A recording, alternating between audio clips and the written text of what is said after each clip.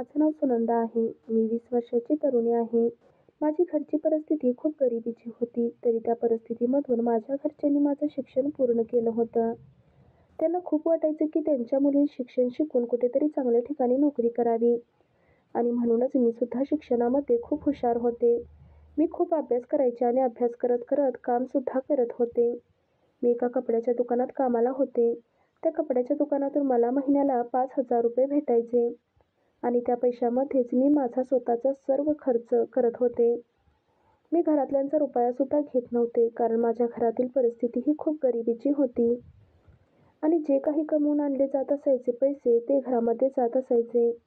म्हणूनच मी स्वतः काम करण्याचा निर्णय घेतला होता. आणि अभ्यास करत-करत काम चाललं होतं. माझ्या आयुष्यात खूप चांगल्या गोष्टी घडत होत्या.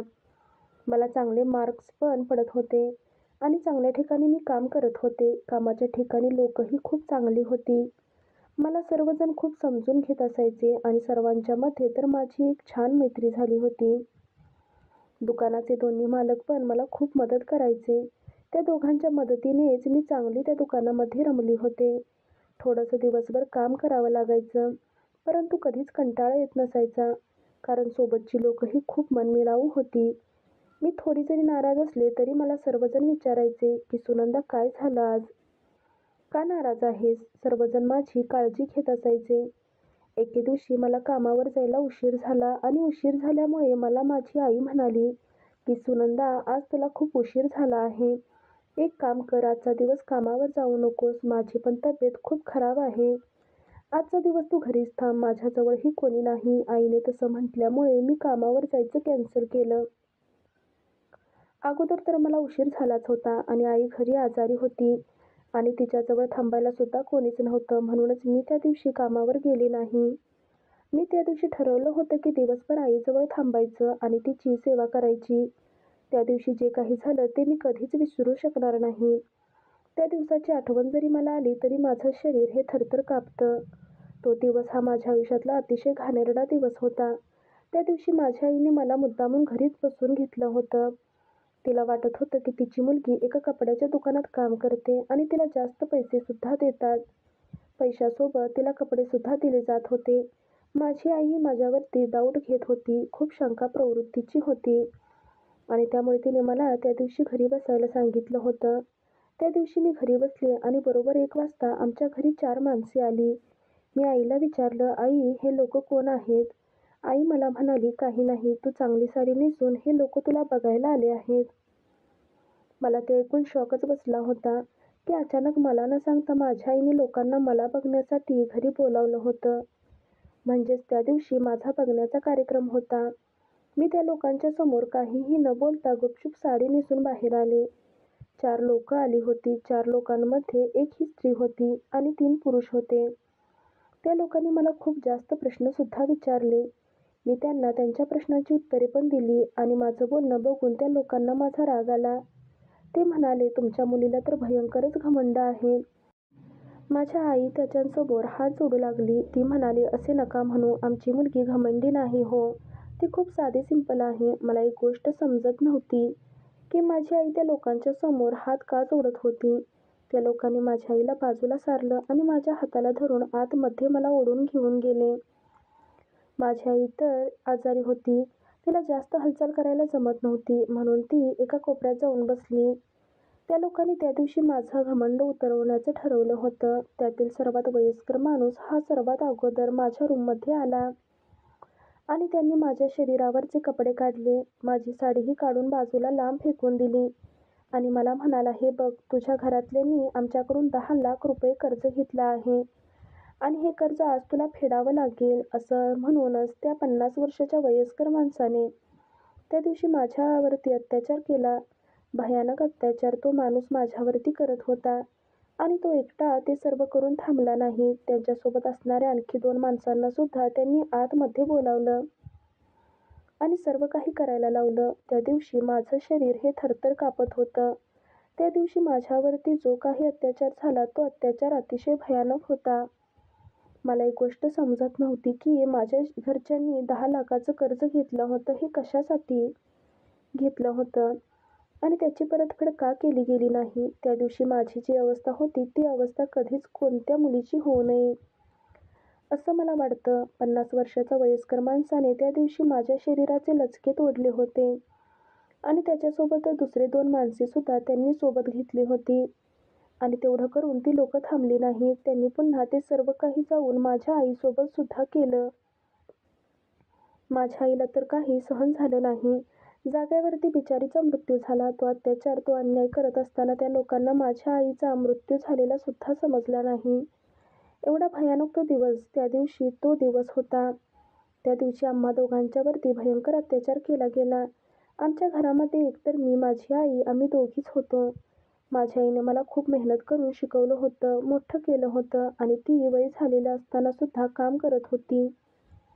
ती कधीच कामासाठी मागे पडली नाही. नेहमी ती काम करायची, माझी काळजी करायची. परंतु माणसं ओळखायला ती चुकली होती. तिला माणसं ओळखता आली नाहीत. काही माणसांनी गोड बोलून तिच्या नावावरती कर्ज घेतलं होतं आणि ते कर्ज आता माझ्या आईकडून त्या लोकांना हवं होतं. माझी आई आजारी असल्यामुळे ती कर्ज देऊ शकली नाही. म्हणून ते लोकं म्हणाले की तुमच्या मुलीचं लग्न आमच्या मुलासोबत करून द्या. म्हणूनच ती लोकं त्या दिवशी मला बघायला घरी आली होती.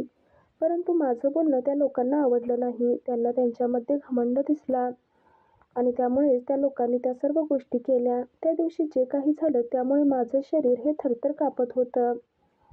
माझ्या शरीराला भयानक इजा झाली होती, जे कधीच कोणाला होऊ नये असं मला वाटतं.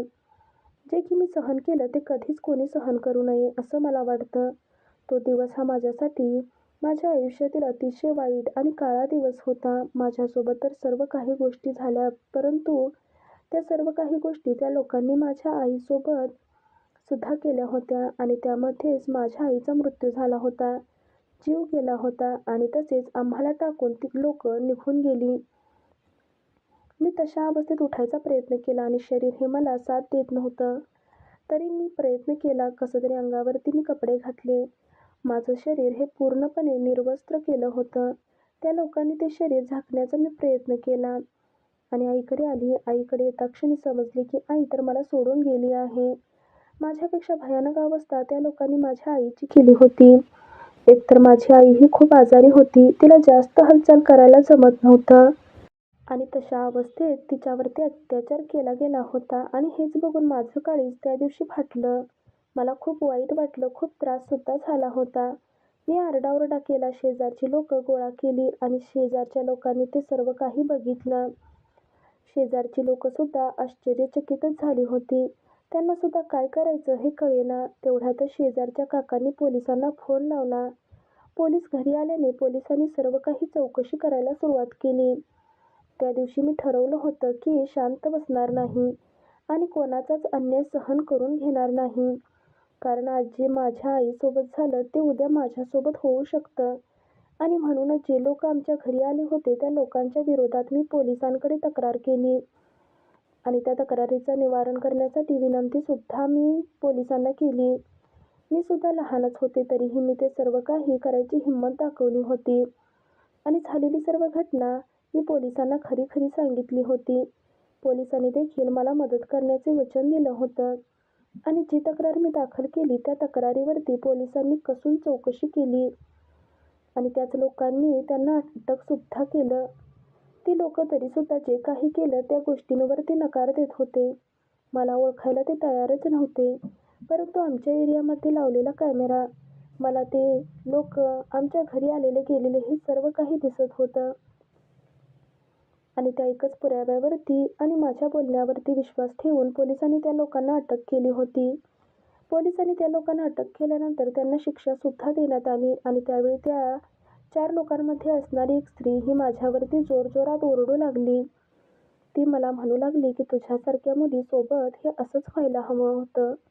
आमच्याकडून खूप मोठी चूक झाली की तुझ्या आईसोबतच तुझासुद्धा जीव आम्ही घ्यायला हवा होता.